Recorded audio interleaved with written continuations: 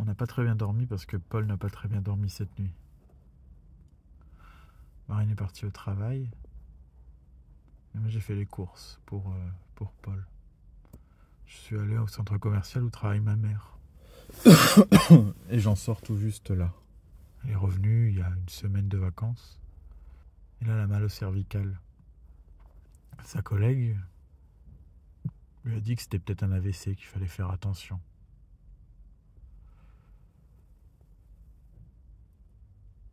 Ma mère m'a proposé en fait de venir aussi à son bureau. Je suis jamais allé dans son bureau. Ça fait 25 ans qu'elle travaille dans ce centre commercial. J'ai toujours vu dans les rayons, croisé en coup de vent. Et là, elle tenait à ce que je vois son bureau. Elle n'est pas venue manifester le 19 janvier dernier. Parce que selon elle, personne dans le magasin n'y est allé et qu'elle ne pouvait pas y aller toute seule. Donc on franchit une porte, on passe des couloirs qui sont réservés au personnel. Ils sont pas en beige. C'est un peu triste. Il y a plein de portes, plein de gens qui font des va-et-vient et puis elle me fait rentrer dans une petite pièce. Une espèce de cagibi en fait. Ça doit faire 4 mètres carrés.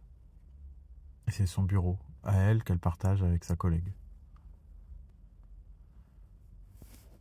Il n'y a pas de fenêtre. C'est une pièce avec 2 bureaux et des armoires. À peine la place pour passer entre tout ça. Sur les murs sont accrochés des posters d'îles paradisiaques, des palmiers, des transats, un ciel bleu, une mer bleue. Sur des murs beiges. C'est à ce moment-là que ma mère se plaint de ses cervicales. C'est à ce moment-là que sa collègue lui dit que c'est peut-être un AVC. Avant de me demander si je voulais du sucre dans mon café. Je sais au fond de moi que c'est pas un AVC.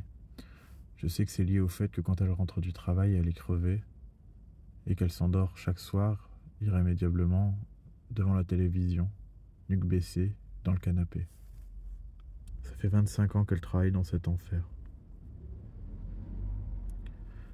25 ans et essayer d'honorer cette espèce de valeur travail et obéir à une direction qui la soumet pour continuer à toucher sa paye, ne pas sombrer dans la misère. C'est horrible que ce soit ça le travail. Celui de ma mère et celui de la plupart des gens dans ce pays. Après un café, on est parti de son bureau et elle m'a demandé de faire comme si que je faisais partie d'une entreprise ou d'une association. Quand elle passait devant les portes, elle sortait une phrase type du genre « Oui, on fait comme ça. Très bien, on se rappelle. Je vous tiens au courant. » Je suis son fils et il était hors de question que les gens puissent le savoir. Comme si qu'entre ces murs, la vie privée est interdite. On a quitté ce couloir. Elle est partie à droite, moi à gauche, chercher des compotes au citron vert. Dans les rayons, j'avais envie de pleurer. La vie professionnelle est révoltante.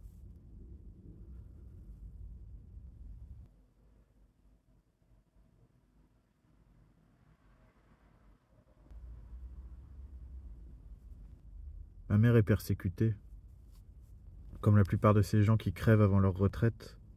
Mon oncle, mon beau-père, mon grand-père. Chez moi, on meurt avant 62 ans. Il y a très peu de gens qui passent les 64. Je suis pas une exception. Je me demande vraiment comment on peut être capable de continuer à tolérer ça, en sachant très bien que ça ne va pas, que ça ne va vraiment pas, et que pour soi, pour les générations à venir, ce sera vraiment de pire en pire si on ne fait rien. Ces gens qui ont le pouvoir sont vraiment en train de nous tuer.